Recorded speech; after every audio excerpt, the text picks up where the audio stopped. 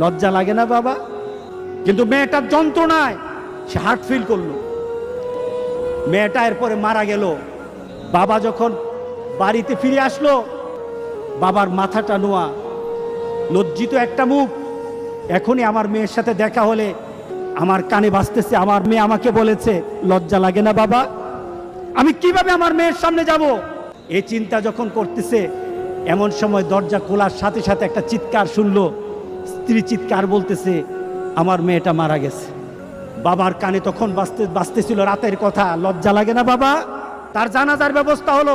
মেয়েটাকে যখন কবরের মধ্যে দাফন করে দেয়, কবরের মধ্যে রাখা অবস্থায় বাবা চিৎকার করার কথা ছিল, বাবা চিৎকার করে নাই, বাবা হেসে দিয়েছে। তাকে জিজ্ঞাসা করলো, তুমি হাসছো কেন? আমার মেয়েটা চলে গেছে, আমার কলিজার টুকরাটা চলে গেছে, কিন্তু আমার জীবনের মধ্যে একটা আঘাত দিয়ে পরিবর্তন করে গেছে।